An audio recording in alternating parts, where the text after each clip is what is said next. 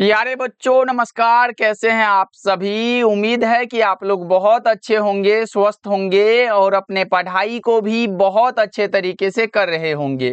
तो बच्चों आज का ये क्लास आपके लिए बहुत ही ज़्यादा इम्पोर्टेंट है, क्योंकि आज के क्लास में हम लेके आए हैं आपके लिए 12th क्लास के फिजिक्स का top 70 most important objective question. और बच्चों ये सारे प्रश्न आपके बोर्ड एग्जाम के दृष्टिकोण से बहुत ज़्यादा इम्पोर्टेंट है। तो आज के क्लास को बिल्कुल ध्यान से देखिएगा और इस क्लास में दिए जाने वाले सभी प्रश्नों को आप लोग अच्छे से याद करते चलिएगा।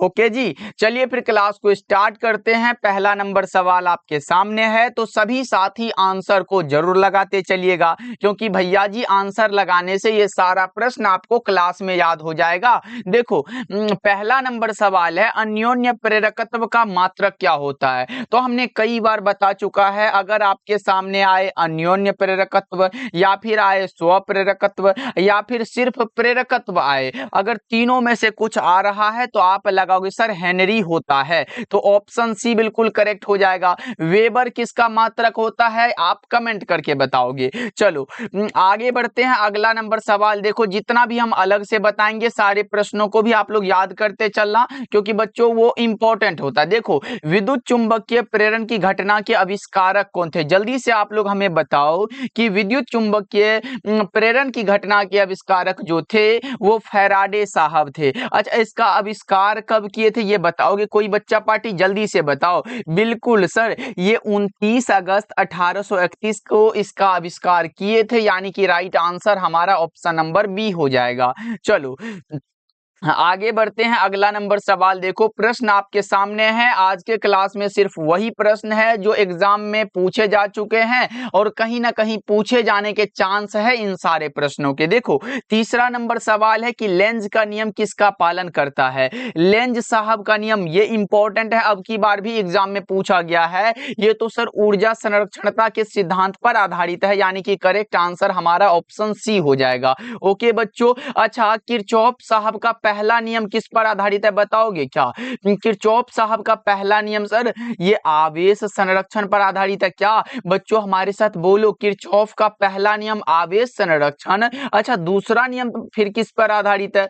दूसरा नियम सर ऊर्जा संरक्षण पर आधारित है। ये तीनों प्रश्न को आप याद रखोगे, तीन में से एक प्रश्न आपका ऑब्जेक्टिव वहां पे पक्का है। ओके बच्चों चलो आगे बढ़ते हैं। अगला नंबर सवाल का जवाब बताओ। थोड़ा सा छोटा सा न्यूमेरिकल टाइप का क्वेश्चन है, लेकिन घबराना नहीं है, पहले पढ़ो। 20 सेंटीमीटर और माइनस का 40 सेंटीमीटर फोकस दूरी वाले दो लेंसों के संयोग से बने समतुल्य लेंस की क्षमता क्या होगी। बड़ा आसान सा है। देखो अगर हमें क्षमता निकालना है और दो फोकस दूरी दिया गया है, तो पहले हम एक को F1 माने या फिर हम पावर से डायरेक्ट निकाले तो एक को हम P1 मान लेते हैं। अगर यहाँ पे सेंटीमीटर में दिया गया है तो हम ये करेंगे कि P बटा में ये हमारा 100 बाई फोकस दूरी सेंटीमीटर में होता, तो यानी कि 100 बटा फोकस दूरी हमारा 20 दिया गया, तो यहाँ पे 20 लिख दो और 20 पंचे का 100 हुआ, यानी कि सर P1 बराबर हमारा 5 डायोप्टर निकला। फिर एक को P2 मान लेते हैं। P2 बराबर क्या लिखोगे, यहाँ पे 100 तो लगेगा क्योंकि फॉर्मूला है, और यहाँ पे 100 लिखने के बाद नीचे में क्या लिखोगे, माइनस का 40 है तो ये माइनस को ऊपर भेज दो, यहाँ पे 40 साहब को लिख दो। यानी कि देखो एक जीरो से एक जीरो काट दो, 4 दूना के 8 हुआ, इधर 2 बचा तो 2 पंचे का 10, यानी कि 5 हो जाएगा। यानी कि माइनस का 2.5 इधर बच गया, वो भी डायोप्टर में ये बच गया। लेकिन सर हमें तो यहाँ पे पूछा है समतुल्य लेंस की क्षमता, यानी कि दोनों को मिलाने पर क्या होगा, तो एक फॉर्मूला और पढ़ा है हम लोगों ने, P बराबर P1 प्लस P2। पढ़े हो ना बच्चा पार्टी, बताओ जल्दी से। P1 कितना है, 5 डायोप्टर दिया गया है, ये हमारा प्लस का चिन्ह है तो प्लस लगा दो। फिर P2 कितना, माइनस का 2.5 है तो माइनस का 2.5 लिख दो। इतना तो समझ गए ना बच्चों। अब देखो यहाँ पे 5 है तो 5 लिखो, और प्लस माइनस ये तो बचपन से सर पढ़ते आ रहे, प्लस गुना माइनस बराबर क्या होगा, प्लस गुना माइनस बराबर माइनस हो जाएगा, और 2.5 यहाँ पे लिख देंगे। अब देखो 5 में से 2.5 को घटाएंगे तो कितना बचेगा सर? 2.5 ही तो बचेगा। और ये पावर का मात्रक हम डायोप्टर में लेते हैं तो यहाँ डायोप्टर में दे देते हैं, यानी कि 2.5 डायोप्टर किस में दिया गया? वो भी प्लस में। तो ऑप्शन नंबर सी बिल्कुल करेक्ट हो जाएगा। अब बोलोगे भैया जी यहाँ पे प्लस कहाँ है, बताओ तो कहाँ है? तो अगर कुछ नहीं है तो प्लस होता है ना बच्चों, क्योंकि माइनस तो नहीं लगेगा इसमें, तो माइनस लगा हुआ है। और 5 तो होगा नहीं क्योंकि यहाँ पे 2.5 होगा, तो ये सब नहीं होगा, हमारा करेक्ट आंसर सी हो जाएगा। चलो आगे बढ़ते हैं। अगला नंबर सवाल और सबसे ज्यादा इंपॉर्टेंट है बच्चों, बताओ जल्दी से, प्रकाश वर्ष का मान बराबर क्या होता है? सर प्रकाश वर्ष क्या है बताओ? 2 नंबर में पूछेगा तो हम लोग लगा के आएंगे ना। बिल्कुल, देखो एक वर्ष में, क्या बोला हमने? एक वर्ष में प्रकाश के द्वारा निर्वात में तय की गई दूरी ही प्रकाश वर्ष कहलाती है। और अगर 2 नंबर में पूछा, ये लिख देते हो तो फिर आपका 2 नंबर मिल जाएगा। प्रकाश वर्ष क्या बताया बच्चों? हमारे साथ बोलो, एक वर्ष में प्रकाश द्वारा निर्वात में तय की गई दूरी प्रकाश वर्ष कहलाती है। इसका मान क्या होता है बच्चों? 9.46 गुणा 10⁻15 मीटर में होता है। कभी कभी सेंटीमीटर लिख देता है और बच्चा घबरा जाता है, मीटर में लगाना है। ऑप्शन नंबर ए बिल्कुल करेक्ट हो जाएगा। अच्छा बच्चों, एक क्वेश्चन रहा कि ध्वनि कहाँ नहीं चल सकती है, बताओ जल्दी से। सर ध्वनि तो निर्वात में नहीं चल सकते, इंपॉर्टेंट है बच्चों, एग्जाम में आया हुआ है। अच्छा, तो सबसे ज्यादा प्रकाश की चाल कहाँ होती है,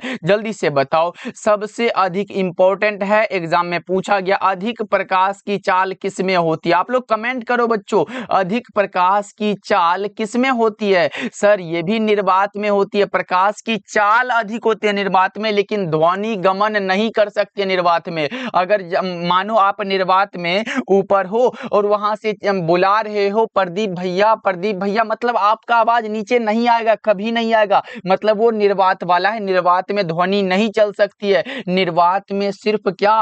प्रकाश चल सकती है, और ये इसकी स्पीड ज्यादा होती है। ओके बच्चों, चलो आगे बढ़ते हैं। अगला नंबर सवाल का जवाब बताओ। जितना समझाते चलेंगे बस रटते चलो बच्चों। प्रकाश के तरंग गति सिद्धांत के अनुसार प्रकाश के वर्ण का निर्णायक वर्ण क्या है? सर वर्ण रंग को कहते हैं, बताओ जल्दी से। सर वो हमारा हो जाता है आवृत्ति। अच्छा, एक चीज यहाँ पे आया, गति सिद्धांत के अनुसार प्रकाश के तरंग गति सिद्धांत, ये तरंग सिद्धांत किसने दिया? एग्जाम में पूछेगा। सर तरंग सिद्धांत जो दिया गया है ये हाइगेंस साहब के द्वारा दिया गया है, एग्जाम में पूछेगा तो लगाओगे। तरंग सिद्धांत के प्रतिपादक कौन है? हाइगेंस भैया है। ओके चलो, और बच्चा पार्टी क्लास को लाइक तो करते जा रहे हो ना, फटाफट से करते चलना, हम देख रहे हैं, सबको देख रहे हैं। हाँ भैया, लाल टी शर्ट आपको भी कह रहे हैं, जल्दी से क्लास को एक बार लाइक कर लो। बताओ जल्दी से, किसी बिंदुवत स्रोत से परिमित दूरी पर तरंगाग्र कैसा होता है? गोलाकार होता है। कैसा होता है? गोलाकार। तो सर भैया जी ऑप्शन ए में दिया गया, तो ए में लगाओ ना, 7 का ए हो जाएगा। क्या लगा रहे हो? ऑप्शन ए लगाना है। चलो आगे बढ़ते हैं। अगला नंबर सवाल देखो, ये तो आसान सा सवाल है सर। टोटल इंटरनल रिफ्लेक्शन से प्रश्न है कि पूर्ण आंतरिक परावर्तन की स्थिति में परावर्तन गुणांक का मान क्या होता है? सर ये जो होता है ना 1 होता है। अच्छा, एग्जाम में 2 नंबर में पूछेगा, पूर्ण आंतरिक परावर्तन के लिए आवश्यक शर्तों को लिखे। 2 आवश्यक शर्त होता है। कितना आवश्यक शर्त? हमारे साथ बोलो, 2 आवश्यक शर्त है, इसको याद रखना, ऐसे पढ़ लेना, हो जाएगा। ओके चलो आगे बढ़ते हैं। अगला नंबर सवाल देखो, अभी बताने लगे तो ये क्लास बहुत बड़ा हो जाएगा, ऑब्जेक्टिव वाला क्लास सब्जेक्टिव बन जाएगा। देखो निम्नलिखित में किसका अपवर्तनांक सबसे अधिक होता है? और ये हमने कई बार बता चुका है क्योंकि ये इंपॉर्टेंट क्वेश्चन है। देखो अगर मैं बताऊं कि अपवर्तनांक सबसे अधिक जो होता है वो हीरा का होता है, आप ये बात बैठा लो कि सभी पदार्थों में हीरा का अपवर्तनांक सबसे अधिक है। भैया जी कितना होता है? तो अपवर्तनांक की बात करें तो 2.42 होता है। और अगर इसका क्या पूछेगा सर? क्रांतिक कोण पूछेगा, इंपॉर्टेंट है। क्रांतिक कोण पूछा जाता है तो क्या लगाओगे? सर इसका क्रांतिक कोण जो होता है ना वो 24.41 डिग्री होता है। कितना होता है? 24.41 डिग्री होता है। यहाँ पे मिलता जुलता है ना बच्चों, 2.42 ये इसका अपवर्तनांक है, क्रांतिक कोण इतना होता है, तो आप याद रख सकते हो ना। चलो आगे बढ़ते हैं। अगला नंबर सवाल का जवाब बताओ। पूरे 70 ऑब्जेक्टिव को कवर करेंगे। देखो 2 उत्तल लेंस है और ये परस्पर संपर्क में रखा गया है, तो दोनों उत्तल ही होगा। कैसा होगा साथी? उत्तल ही होगा, ऑप्शन ए हो जाएगा। ओके चलो ओके, सभी साथी आंसर को भी लगाते चलिएगा, क्लास को लाइक भी करते चलिएगा। देखो प्रश्न है, एक लेंस की फोकस दूरी अगर 20 सेंटीमीटर है तो इसकी क्षमता क्या होगी। हमने क्या बताया, अगर हमारा फोकस दूरी सेंटीमीटर में हो, क्या हो, हमारे सामने अगर फोकस दूरी सेंटीमीटर में हो, देखो दो फॉर्मूला होता है, P बराबर 1/f, एक फॉर्मूला ये हुआ बच्चों, यानी कि इसमें अगर मीटर में हमारा फोकस दूरी हो तो, और दूसरा फॉर्मूला P बराबर 100 बाई फोकस दूरी, और ये दूसरा फॉर्मूला कब काम आता है सर, जब हमारा ये फोकस दूरी सेंटीमीटर में दिया गया। तो बच्चों बताओ किस में दिया गया, सेंटीमीटर में दिया गया है। तो यहाँ पे देखो f हमारा 20 दिया गया, तो यहाँ पे लिख दो ना, 100 ऊपर में है और f को यहाँ पे नीचे में लिख दो। कितना है सर, 20 दिया गया, 20 पंचे का 100 हुआ, कितना 5 डायोप्टर होगा। पावर पूछा, 5 डायोप्टर कहाँ दिया गया, ऑप्शन डी में दिया गया है। बच्चों समझ में आ रहा है ना, बताओ, इतना आसान से समझा रहे, एकदम बहुत अच्छे से समझा रहे हैं, बस आप समझ जाओगे तो हमारा ये क्लास बनाना भी सफल हो जाएगा।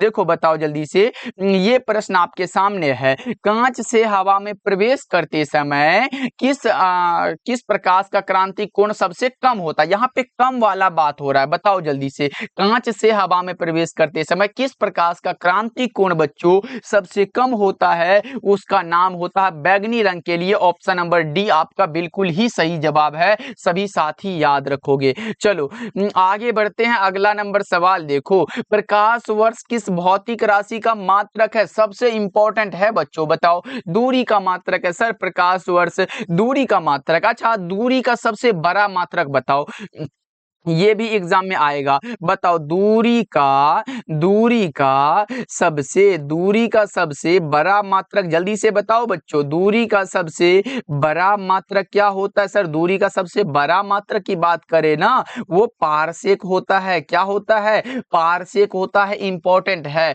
अच्छा, एक पारसेक बराबर कितना प्रकाश वर्ष होता है, बताओ तो जल्दी, एक पारसेक बराबर कितना प्रकाश वर्ष होता है, तो वो होता है 3.26 प्रकाश वर्ष होता है, ये आप याद रखोगे। चलो आगे बढ़ते हैं, अगला नंबर सवाल देखो, समांतर सतह वाली कांच की पट्टी की शक्ति कितनी होती है, अनंत या फिर शून्य, बताओ, ऑप्शन ए या बी में दोनों कोई सही है, बताओ कौन सा हो जाएगा सर, वो शून्य होती है, ऑप्शन बी बिल्कुल करेक्ट हो जाएगा। चलो आगे बढ़ते हैं, पतले प्रिज्म द्वारा, ये भैया फॉर्मूला है और इसको नहीं भूलना है, पतले प्रिज्म द्वारा न्यूनतम विचलन का कोण जो होता है, यानी कि डेल्टा एम जी बराबर जो होता है बच्चों, वो होता है म्यू माइनस का 1 इंटू में ए लगा देना, ये फॉर्मूला है, इसको आपको याद रख लेना है। कौन सा, म्यू माइनस 1 इंटू में ए, करेक्ट आंसर आपका ऑप्शन सी हो जाएगा। ओके बच्चों, जितने बच्चे आप टेस्ट लगाना चाहते हो तो आपको यहाँ पे टेलीग्राम पे भी टेस्ट ले लिया जाता है, तो विद्या आनंद सर्च करके वहां पे आप ज्वाइन हो जाइएगा। ओके बच्चों, जो भी अगर इंपॉर्टेंट नोट्स होता है तो वहां पे आपको मिल जाएगा। चलो आगे बढ़ते हैं, कांच के लिए क्रांतिक कोण कितना होता है, 42 डिग्री लगभग में होता है। कांच के लिए पूछा गया बच्चों, कांच के लिए क्रांतिक कोण कितना होता है, 42 डिग्री लगभग में होता है।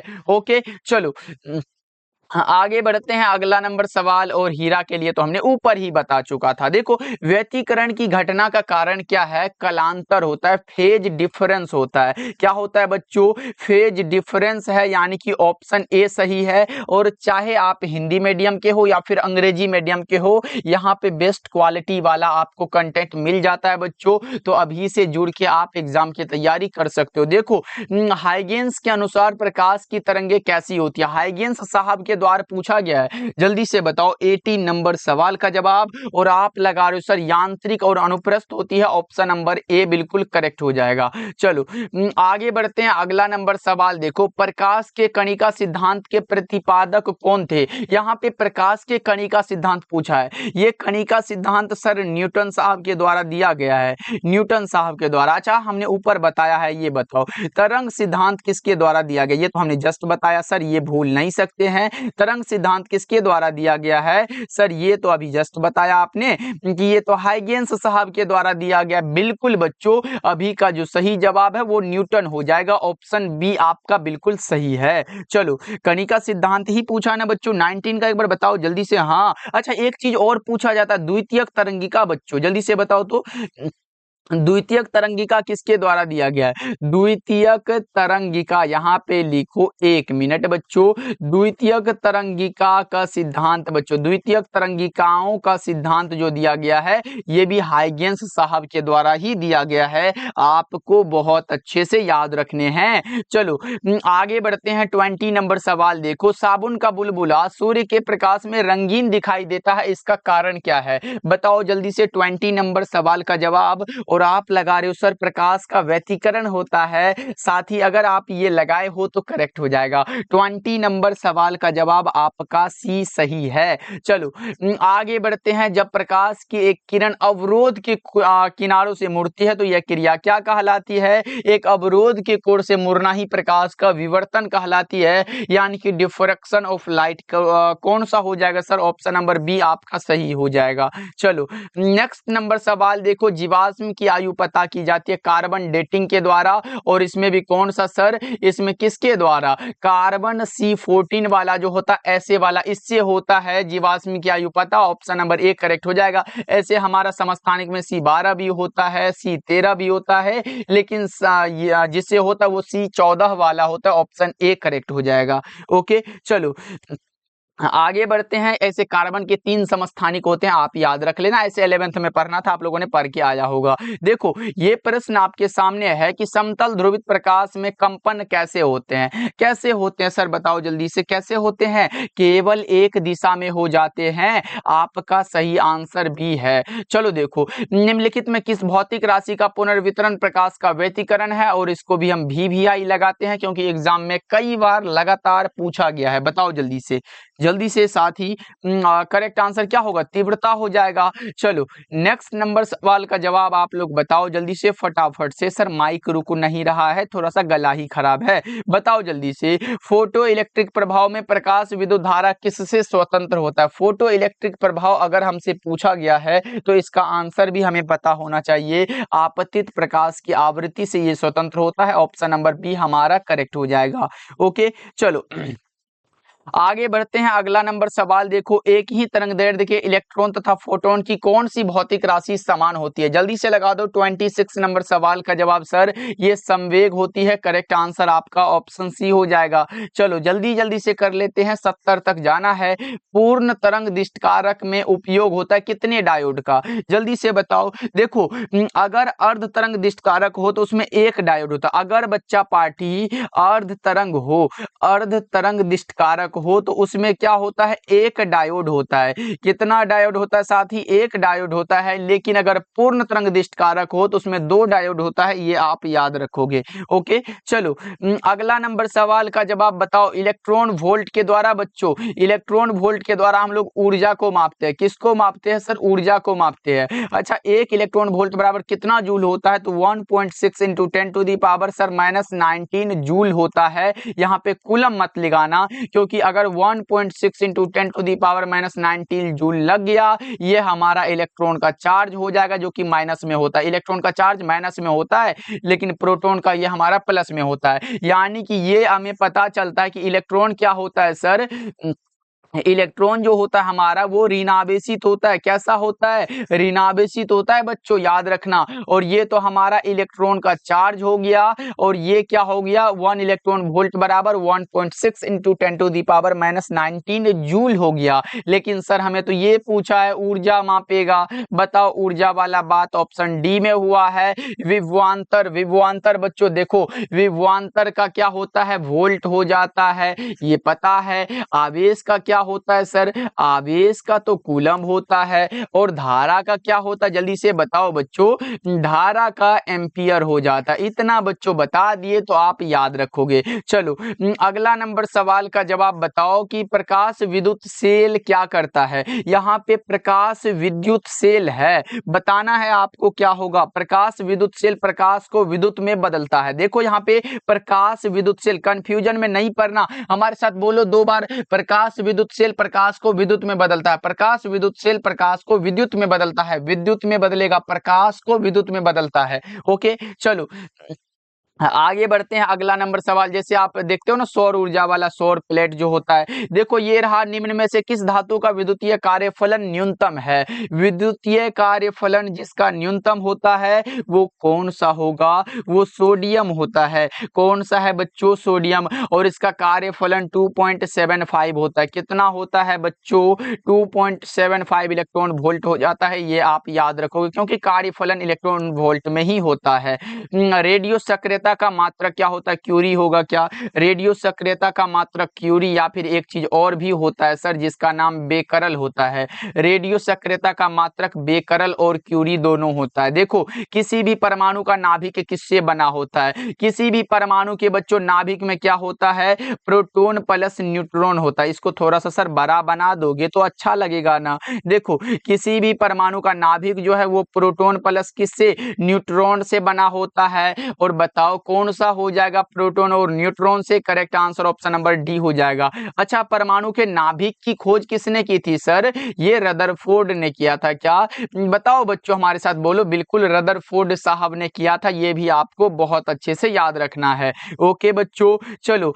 अच्छा, परमाणु का अगर प्रोटॉन पर प्लस चार्ज होता है तो फिर न्यूट्रॉन यहाँ पे अगर आएगा। हाँ, यहाँ पे अगर देखो, एक मिनट बच्चों, अगर इसमें प्रोटॉन पर हमारा सर प्लस चार्ज है तो फिर न्यूट्रॉन पर कौन सा चार्ज होता है? तो ये इस पे कोई चार्ज नहीं होता, ना प्लस ना माइनस बच्चों। यानी कि आपसे डायरेक्ट एग्जाम में पूछेगा ये अगर सर नाभिक है, क्या है यहाँ पे देखो, अगर ये नाभिक है तो नाभिक पर कैसा चार्ज होगा? तो यहाँ पे देखो, अगर प्रोटॉन पर प्लस चार्ज है, न्यूट्रॉन पर कोई चार्ज ही नहीं है, यानी कि ये कैसा है? न्यूट्रॉन उदासीन होता है। तो इसमें सीधा सीधा याद रखना, नाभिक में भी प्लस चार्ज होगा क्योंकि सिर्फ प्रोटॉन का ये हमारा चार्ज होता है बच्चों। ओके, अभी का करेक्ट आंसर आपका ऑप्शन नंबर डी हो जाएगा। चलो आगे बढ़ते हैं, अगला नंबर सवाल देखो, रिडबर्ग नियतांक का मात्रक क्या होता है? रिडबर्ग नियतांक का मात्रक आपसे पूछा गया है और क्या आप बताओगे इसका आंसर? बिल्कुल सर, मीटर इनवर्स होता है। क्या होता है? मीटर इनवर्स होता है। अच्छा, एक चीज और पूछेगा, रिडबर्ग नियतांक से हमें याद आया कि इसका मान भी एग्जाम में पूछ सकता है। क्या होता है इसका मान? 1.097। क्या होता है सर? 097 इंटू 10⁻7। और यहाँ मीटर इनवर्स इसका मात्रक है, तो इसको यहाँ पे लिख देना है। बस ये इसका मान हो गया, 1.097 इंटू 10⁻7 मीटर इनवर्स होता है। चलो, यहाँ देखो, नाभिक की त्रिज्या की कोटि क्या होती है? ये सबको पता है। नाभिक का आकार कौन सा होता है? नाभिक की त्रिज्या की कोटि 10⁻15 मीटर होती है। कितनी बच्चों? 10⁻15 मीटर होती है, जिसे हम लोग क्या कहते हैं बच्चों? फेम्टो कहते हैं। आपको पता है ना। चलो आगे बढ़ते हैं, फर्मी भी कहते हैं इसे। चलो अगला नंबर सवाल देखो, हाइड्रोजन स्पेक्ट्रम में जब संक्रमण किसी उच्च कक्षा से दूसरी कक्षा में होता है तो प्राप्त क्या होती है? बताओ जल्दी से बच्चों, फटाफट से। देखो, पहले पढ़ो, हाइड्रोजन स्पेक्ट्रम में जब संक्रमण किसी उच्च कक्षा से दूसरी कक्षा में होता है तो क्या प्राप्त होती है? जल्दी से बताओ। अगर हमें पहली कक्षा में मिले, यहाँ अगर दूसरी कक्षा में, अगर पहली कक्षा में हो तो हमें लाइमन सीरीज प्राप्त होती है, और अगर दूसरी कक्षा में अगर हो साथी तो हमें बामर प्राप्त होती है, और अगर तीसरी कक्षा में हो तो हमें पास्टन प्राप्त होती है, अगर चौथी कक्षा में हो बच्चों तो ब्रैकेट प्राप्त होती है, जो कि यहाँ पे नहीं है। देखो, अगर पहली कक्षा में यहाँ पे होता तो हम लाइमन लगाते, अगर यहाँ पे दूसरी कक्षा में दिया है तो बामर होगा, अगर यहाँ पे तीसरी कक्षा में पूछा तो ये हमारा क्या, अगर ये पास्टन हो जाता, अगर चौथी पूछा तो ब्रैकेट हो जाता। ये आप याद रखोगे। चलो आगे बढ़ते हैं, अगला नंबर सवाल देखो, सूर्य के प्रकाश का स्पेक्ट्रम कैसा होता है? कंटिन्यूअस यानी कि सतत होता है। चलो बताओ अगला नंबर सवाल का जवाब। देखो, प्रश्न है, निम्नांकित में किसके लिए भेदन क्षमता अधिक होती है? अगर यहाँ पे सर भेदन क्षमता हमसे पूछा है तो सही आंसर लगाएंगे ना। भेदन क्षमता, ये भी इंपॉर्टेंट क्वेश्चन है। बताओ जल्दी से, भेदन क्षमता किसके लिए अधिक होती है? गामा किरणों के लिए। सर अगर अधिकतम पूछा है तो न्यूनतम भी कभी ना कभी पूछेगा ना, तो न्यूनतम किसके लिए होता है? न्यूनतम बताओ जल्दी से। सर ये हमारा अल्फा किरण के लिए होता है। किसके लिए होता है? यहाँ पे देख लो, ये हमारा कौन सा हो जाएगा? ये किरण हो जाएगा, आपको याद रखना है। ओके बच्चों, चलो हाँ, आगे बढ़ते हैं। अगला नंबर सवाल, अभी का करेक्ट आंसर डी हो जाएगा। 38 नंबर सवाल है, नाभिकीय अभिक्रिया में क्या संरक्षित होती है? कुल आवेश, रेखीय संवेग, कोणीय संवेग, ये सारे के सारे संरक्षित होते हैं, कंजर्वेटिव होते हैं। चलो आगे बढ़ते हैं। अगला नंबर सवाल देखो, 39 नंबर सवाल है, किसी अर्धचालक का तापमान गुणांक का मान क्या होता है? किसी भी अर्धचालक का तापमान गुणांक जो है वो ऋणात्मक हो जाता है। कैसा होता है बच्चों? ऋणात्मक। ऋणात्मक याद है ना, ऋणात्मक 39 का बी होगा। चलो आगे बढ़ते हैं, एग्जाम में आएगा तो आप लगाओगे, बिल्कुल लगाओगे। देखो ये भी अब की बार के एग्जाम का क्वेश्चन है, तो आप लगाओ जल्दी से। देखो क्वेश्चन देख के मत घबराना, पहले पढ़ो जल्दी से। यदि किसी तर्क द्वार का निर्गम y का मान उसके दोनों निवेशों के गुना, देखो बच्चों हमने क्या बताया था, दोनों निवेशों का गुना, यानी कि a गुना b बराबर y यहाँ पे दिया गया है, और गुना वाला बात हमने बताया था कि ये एंड में होता है। और अगर जोड़ वाला a प्लस b बराबर अगर y होता, तो जोड़ वाला में हमने और बताया था, ट्रिक जोड़ और, है ना बच्चों। अगर इसी में गुना के ऊपर में ऐसे बार लगा होता तो हम ऐसे क्या यहाँ पे क्या लगाते, नेंड लगा देते। अगर इसमें बार लगा होता तो इधर हम क्या लगाते, नोर लगा देते।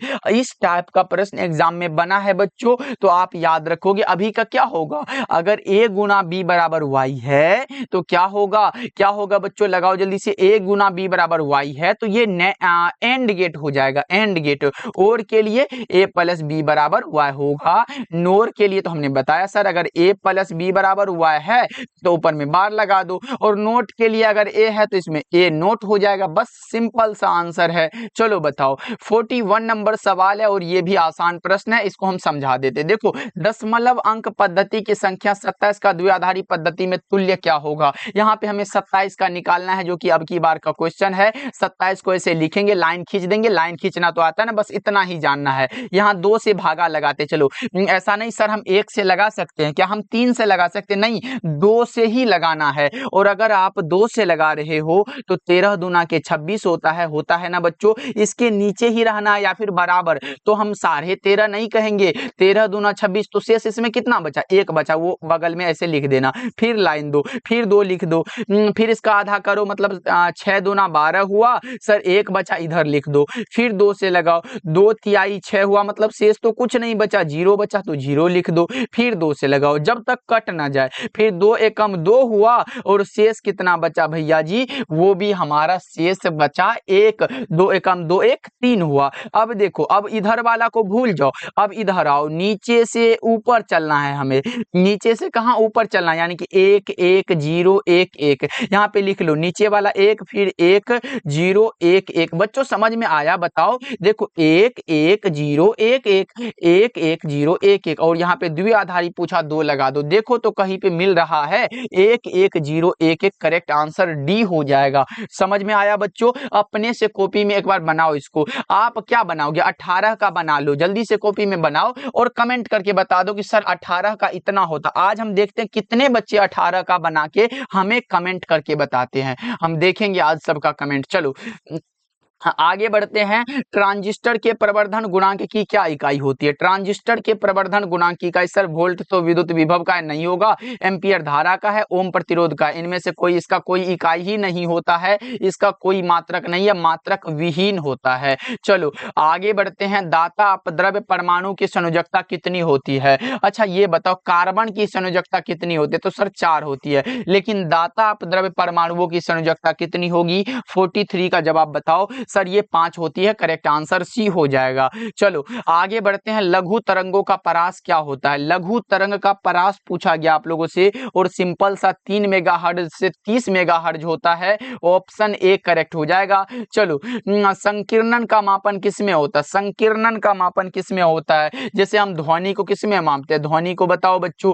ध्वनि की तीव्रता हमारा डेसिबल होता है ना, डेसिबल होता है, आपको तो पता होगा। तो संकीर्णन का मापन हम किसमें करेंगे? ये भी डेसिबल में ही करते हैं। ऑप्शन बी आपका करेक्ट हो जाएगा। चलो आगे बढ़ते हैं। 46 नंबर सवाल देखो, संचार उपग्रह का आवर्तकाल क्या होता है? 24 घंटे का होता है। संचार उपग्रह का आवर्तकाल 24 घंटे का होता है। चलो नेक्स्ट नंबर सवाल देखो, प्रकाशिक तंतु का सिद्धांत बच्चों टोटल इंटरनल रिफ्लेक्शन वाला बात हो रहा है। करेक्ट आंसर डी होगा। प्रकाशिक तंतु याद रहे, मृग मरीचिका, हीरा वाला, चमकने वाला, वो सब बात हमारा पूर्ण आंतरिक परावर्तन में है। और राइट आंसर आपका ऑप्शन डी होगा। विकल्प नंबर डी लगा रहे हो, सही जवाब है। चलो बताओ, प्रकाशिक तंतु के लिए सामान्यतः क्रांतिक कोण का मान क्या होता है? प्रकाशीय तंतु के लिए सामान्यतः क्रांतिक कोण का मान क्या होगा? जिस प्रकार हमने बताया हीरा का, जिस प्रकार हमने कांच का बताया, उसी प्रकार से इसका भी एक क्रांतिक कोण है जिसका मान क्या होता है ये आप बताओगे। सर ये हमारा 77 डिग्री होता है। राइट आंसर डी होगा। और हमने ये बताया जिसका क्रांतिक कोण अधिक होगा, जिसका क्रांतिक कोण अधिक होगा उसका अपवर्तनांक कम होता है। जैसे अगर बात करें हीरा का, तो हीरा का अपवर्तनांक 2.42 है, तो इसका क्रांतिक कोण तो 24.41 डिग्री ही है। लेकिन यहाँ पे देखो इसका क्रांतिक कोण कितना है, मतलब इसका क्या होगा, इसका जो तरंगदैर्ध्य होगा वो कम होता है। ये आपको याद रखना है, तरंगदैर्ध्य चलो अपवर्तनांक होता है। सर चलो आगे बढ़ते हैं। 18 का, लो भैया हमने ऊपर पूछा ना 27 वाले में कि 18 का बना के भेजो, और देखो सामने 18 का ही निकालना है, 18 का निकालना है तो सर निकाल दो। अब हम नहीं बनाने वाले हैं, तो चलो 18 का निकाल देते हैं। यहाँ से 2 से लगाना, हमने क्या बताया, 2 से लगा दो। देखो इसका आधा करो, 9 दूना 18 सीधा हो जाता, शेष नहीं बचा सर, 0 लिख दो। फिर 2 से लगाओ, 4 दूना के 8 सर, शेष 0 कहाँ बचा, 4 दूना के 8 1 बचा ना सर। फिर 2 से लगाओ, 2 दूना के 4 हुआ, शेष 0 बचा। फिर 2 से लगाओ, 2 एकम 2 हुआ और शेष 0 बच गया। बताओ कौन सा होगा, 10010। क्या होगा, 10010। और यही वाला क्या है, ये हमारा हो जाएगा द्विआधारी। तो करेक्ट आंसर 100, नीचे से ऊपर जाना है तो फिर 10010 100 कहाँ है सर, ऑप्शन ए में दिया गया 10010 होगा। सही आंसर, राइट आंसर आपका ए हो जाएगा। चलो आगे बढ़ते हैं, और भी हमारे पास 20 प्रश्न मात्र बचे हुए, फटाफट से कर लेते हैं। प्रतिघात का मात्रक क्या होगा, ओम होगा। हमने बताया है प्रतिघात पूछे, प्रतिरोध पूछे, प्रतिबाधा पूछे या फिर धारित्य प्रतिघात पूछे, सबका ओम ही मात्रक होता है। ऑप्शन ए हो जाएगा। चलो तप तार एमीटर क्या मापता है, प्रत्यावर्ती धारा का मूल औसत वर्गमान को मापेगा। सही आंसर ऑप्शन नंबर सी हो जाएगा। ये आसान वाला प्रश्न है, प्रत्यावर्ती धारा से ये प्रश्न लिया गया था। अगर हम यांत्रिक ऊर्जा को विद्युत ऊर्जा में बदल रहे हैं तो वो डायनेमो हो जाएगा, लेकिन अगर विद्युत को यांत्रिक में बदलते तो वो हमारा मोटर होता, विद्युत मोटर हो जाता। ये भी बिल्कुल सही है, करेक्ट आंसर आपका बी हो जाएगा। चलो नेक्स्ट नंबर सवाल का जवाब बताओ, 1/L ओमेगा की क्या इकाई होती है? कोई इकाई इसकी नहीं है, कोई इकाई नहीं है बच्चों। ऑप्शन नंबर, यानी कि ये किसी की भी इकाई नहीं होती है। 1/L ओमेगा ये किसी की इकाई नहीं है, बस याद रखो। चलो आगे बढ़ते हैं। ध्रुव प्रबलता का एसआई मात्रक क्या होगा? ध्रुव प्रबलता का एसआई मात्रक 54 नंबर सवाल का जवाब आप लगा रहे हो सर, एम्पियर मीटर होता है। अच्छा कूलम मीटर किसका मात्रक होता है? तो सर ये मात्रक होता है किसका, इलेक्ट्रिक क्या होता है यहाँ पे याद रख तो, कौन सा, इलेक्ट्रिक डायपोल का होता है। इलेक्ट्रिक डायपोल मोमेंट का मात्रक होता है। सर ये सब तो हमें याद है, कूलम इंटू मीटर सेंटीमीटर नहीं समझना है। चलो चुंबकीय फ्लक्स का ऐसा ही मात्रक बताओ। अगर यहाँ पे चुंबकीय फ्लक्स लगा है तो फाई बी बराबर आप क्या पढ़े हो सर, बी इंटू ए पढ़े हैं। बी का मात्रक क्या होता है, बी का मात्रक सर वेबर बटा में मीटर स्क्वायर, यानी कि चुंबकीय क्षेत्र का मात्रक वेबर बटा में मीटर स्क्वायर गुना में एरिया का मीटर स्क्वायर। मीटर स्क्वायर गया तो बचा कौन सा, वेबर बचा। चुंबकीय फ्लक्स का मात्रक वेबर हो जाएगा। देख रहे हो कितना आसान सा सवाल है। अच्छा बच्चों आपसे पूछेगा चुंबकीय क्षेत्र का मात्रक क्या होता है, जो कि अभी जस्ट हमने बताया, जो कि बी, उसे बी के द्वारा सूचित करते हैं। बी क्या होता है सर, एक सदिश राशि है और इसका मात्रक जस्ट हमने बताया वेबर बटा में मीटर स्क्वायर होता है। ये भी आपको याद रखना है। चलो आगे बढ़ते हैं। 56 देखो, किसी चुंबक का चुंबकीय आघूर्ण क्या है, सदिश राशि है। किसी भी चुंबक का चुंबकीय आघूर्ण एक वेक्टर क्वांटिटी है। चुंबकीय आघूर्ण म्यू बराबर क्या पढ़ते हो, आई गुना में ए पढ़ते हो। आई का मात्रक क्या, धारा का एम्पियर हुआ गुना में एरिया का मीटर स्क्वायर हुआ, यानी कि चुंबकीय आघूर्ण का मात्रक सर एम्पियर मीटर स्क्वायर भी लगाएंगे तो ये हमारा सही है। ये फॉर्मूला है और ये सदिश है तो इस पर क्या होगा, वेक्टर लगा हुआ होगा, तभी तो सदिश होगा ना। चलो आगे बढ़ते हैं। 57 नंबर सवाल देखो, पृथ्वी के चुंबकीय ध्रुव पर नमन कोण 90 डिग्री का होता है। अच्छा, विषुवत रेखा बच्चों, विषुवत रेखा ये विषुवत कहो या फिर इसे भूमध्य रेखा भी कहते हैं, तो या फिर 0 डिग्री रेखा भी इसे कहते हैं, तो ये याद रखना विषुवत रेखा पर 0 डिग्री होता है। चलो 58 नंबर सवाल है, धातु के बने किसी गोलक के चुंबकीय क्षेत्र में दोलन करने पर उनकी दोलन गति क्या होती है, ये आपको बताना है। 58 नंबर सवाल, बहुत मजा आएगा बच्चों, अवमंदित होता है, राइट आंसर बी हो जाएगा। चलो नेक्स्ट बताओ जल्दी से। 59 नंबर सवाल है, कार्बन प्रतिरोध का कलर कोड में लाल रंग का मान कितना होगा, वही वाला ट्रिक अपना लो जल्दी जल्दी से। BBROY GB वाला ट्रिक अपनाओ, यहाँ पे 0 1 2 3 4 5 6। सर हम तो नए नए जुड़ रहे हैं, हमें कैसे पता चलेगा कि आपने पिछले क्लास में कौन सा ट्रिक दिया था, तो अभी समझो ना। देखो ये तो हमने लिख दिया, सिर्फ लिखो BBROY GB, बस यहाँ से लिखते हो तो ये हमारा ब्लैक हुआ, ये ब्राउन हुआ, ये रेड हुआ, ये ऑरेंज हुआ, ये येलो हुआ, ग्रीन हुआ और ब्लू हुआ। तो अगर हमसे ये पूछे तो ब्लैक के लिए 0 है, ब्राउन के लिए 1 है, रेड के लिए 2 है, रेड वाला 2 होगा, ऑप्शन बी हो जाएगा। चलो आगे बढ़ते हैं। सौर सेल पैनल का उपयोग किसमें किया जाता है, कृत्रिम उपग्रह में किया जाता है, और राइट आंसर ऑप्शन ए हो जाएगा, कृत्रिम उपग्रह में होता है। चलो अगला नंबर सवाल देखो, विद्युत हीटर में जिस तत्व का व्यवहार किया जाता है वो कौन सा होगा, विद्युत हीटर में किसका उपयोग होगा, विद्युत हीटर में नाइक्रोम का होता है। क्या बताओ जल्दी से, 61 का नाइक्रोम के तार का होता है। चलो अच्छा, विद्युत बल्ब का फिलामेंट किसका बना होता है, तो वो सर किसका बना होता है, जल्दी से बताओ तो, वो भी किसका बना होता है, टंगस्टन का बना होता है। चलो आगे बढ़ते हैं, क्योंकि टंगस्टन का गलनांक बहुत उच्च होता है, 3400 से 3500 डिग्री सेंटीग्रेड होता है। देखो एक विद्युत परिपथ में विभवांतर को किस में, वोल्ट में मापते हैं, धारा को यहाँ पे देखो, धारा को एम्पियर में मापते हैं, वाट में किसको मापते हैं सर, शक्ति को मापते हैं, ओम में किसको मापते हैं, प्रतिरोध को मापते हैं। प्रतिरोध क्या है सर, मानो कि एक गाड़ी ऐसे चल रही है, यहाँ पे एक चीज मान लो, यहाँ पे गाड़ी चल रही है सर, और मानो यहाँ पे बीच में रोकर आ गया, तो ये इसके लिए हमारा क्या होगा, गाड़ी धारा है और धारा के मार्ग में रुकावट आया, यही प्रतिरोध होता है। चलो आगे बढ़ते हैं। किलोवाट घंटा किसका मात्रक होता है, किलोवाट घंटा से भी हम लोग ऊर्जा को ही मापते हैं, और आपको ये भी पता है, ऑप्शन नंबर बी बिल्कुल करेक्ट हो जाएगा।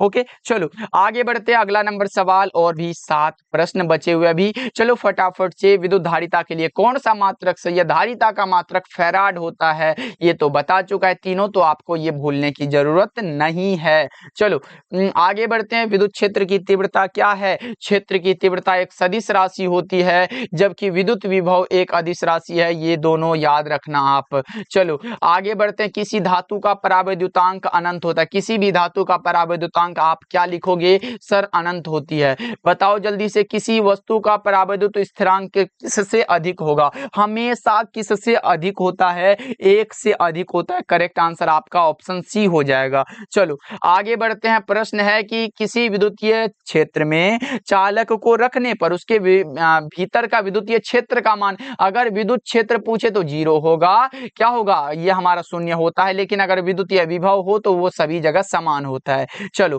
प्रश्न है कि विद्युतशीलता का ऐसा ही मात्रक क्या होता है, जल्दी से बताओ। विद्युतशीलता का आप लोगों ने निकाला होगा, Q1 Q2 बटा में क्या होता है सर, FR² होता है, और बड़ा ये हमारा क्या होगा, यहाँ से करते हो तो Q1 Q2 यहाँ से देख लो ना, Q1 यानी कि चार्ज गुना चार्ज, चार्ज गुना चार्ज बटा में FR² है, यानी कि फोर्स का आप न्यूटन ले लो, ये दूरी का मीटर स्क्वायर ले लो, तो ऊपर कर दो C² N inverse M inverse 2 हो जाएगा। इसको देख लो किस में मिलता है, N inverse M inverse 2 C2, option number A बिल्कुल करेक्ट हो जाएगा। चलो आगे बढ़ते हैं। आज के क्लास का लास्ट सवाल है कि प्रति इकाई आवेश पर लगने वाले बल को क्या कहते हैं। लो, प्रति इकाई आवेश पर लगने वाले बल को क्या कहेंगे, ई कहेंगे सर। ई एक सदिश राशि है, यानी कि विद्युत क्षेत्र एक सदिश राशि है, इसका मात्रक न्यूटन बटा में कूलम होता है, और ये हमारा सदिश राशि है, विद्युतीय क्षेत्र है। Correct answer option number C हो जाएगा। ओके तो चलिए बच्चों, आज का क्लास आपको कैसा लगा, सभी बच्चे कमेंट करके बताइएगा। नेक्स्ट क्लास के लिए तैयार रहिएगा, डेली क्लास शाम के 7 बजे होता है, आप तैयार रहना, और सारे प्रश्नों को एकदम मिलके एग्जाम तक बहुत अच्छे से कवर करेंगे, जिससे कि आपके एग्जाम में एक भी प्रश्न नहीं छूटेगा। ओके, मिलते हैं फिर अगले क्लास में।